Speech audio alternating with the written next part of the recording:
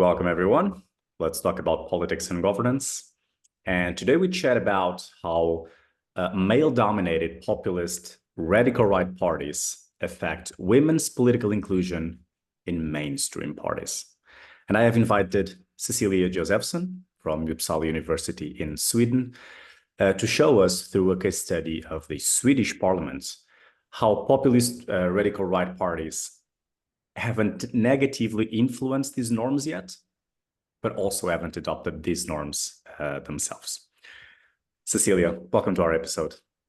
Thank you so much. So Cecilia, previous research, you indicate this in the article, has focused on the impact of populist radical right parties on, mainstream party policies, immigration, for example, and less is known about their influence on gender norms. So that's what prompted this study?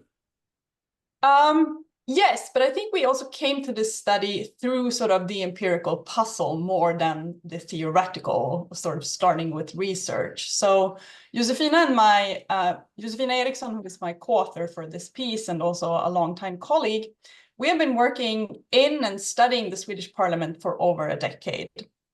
And I mean, it's one of the world's most gender equal parliaments, and it's been so for a really long time. And I think most of our research has really centered around sort of how it came to be that way and how they're able to sustain it over time. But sort of what happened then after the election in 2022 in Sweden really surprised us, because when the parliament had appointed new committee chairs, we saw that only 8 out of the 32 positions were filled by women.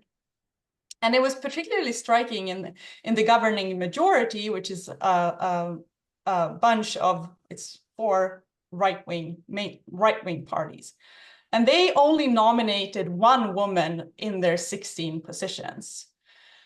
So that was really sort of the starting point of this research, that we wanted to find out sort of how come they have always been so good at gender balance and also in these positions. And we wanted to know what is going on here and what is the influence of the radical right party in this specific procedure.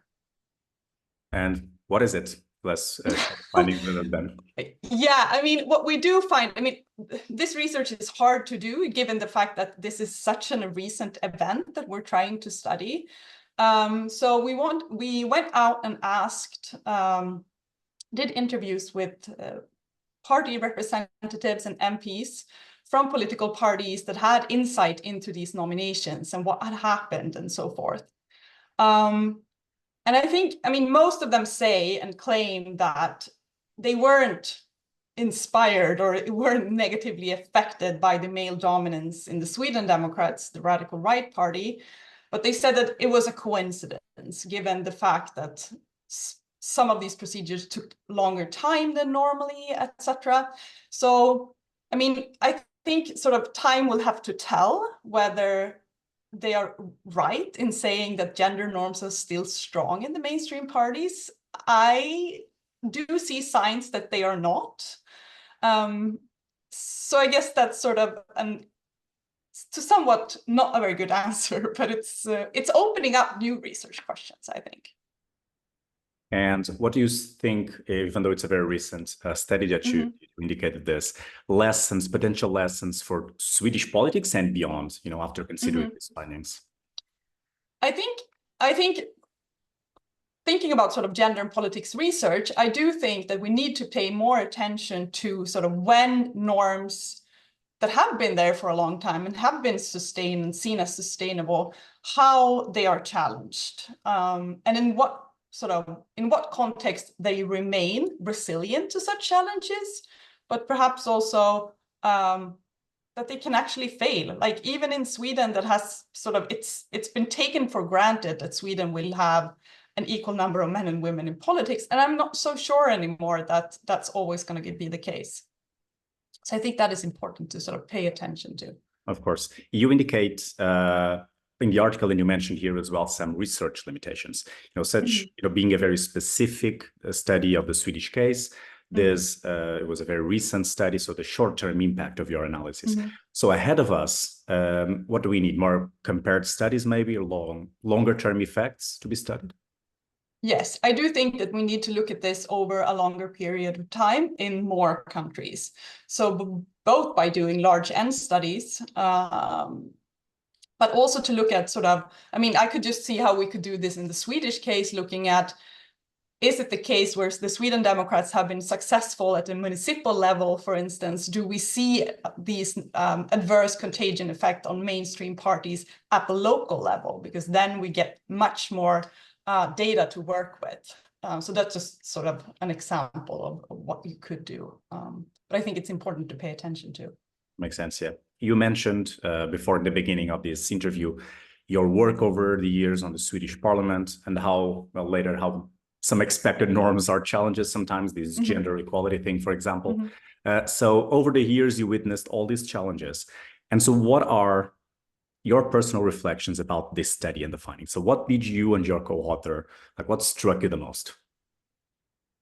I think what struck me the most was that our respondents, who are sort of insiders in these political parties, that they were so surprised when we told them about our findings, or just about reality, that why did you nominate so few women? And they were like, were we? And the fact that they don't seem to monitor this, I thought they were to a great extent. So I was surprised by how surprised that they were when we were telling them how bad it actually was.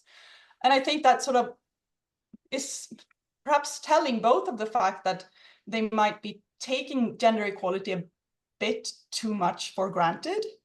But I also hope that our research and the fact that we did this study and we also communicated this with the parliament and the political parties, that it makes them sort of also be open to the fact that we cannot take this for granted. We need to sort of keep on working with this.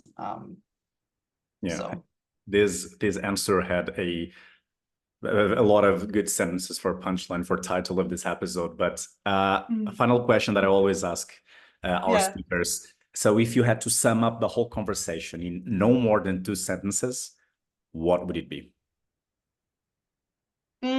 I think it's about like the fact that we cannot study radical right parties in isolation, and it goes for gender equality and also, but also for other types of policy issues, and that we need to pay attention to how such parties potentially adapt, but most importantly, how they might negatively affect norms and policies around women's representation, also in mainstream parties. Perfect. Cecilia, thank you very much. Thank you. So for all of those who are watching us on YouTube, you can find all the resources, all the materials of this conversation that Cecilia and I have just discussed, the article that Cecilia co-authored with a colleague, everything in the description and also in the Let's Talk About Politics and Governance website.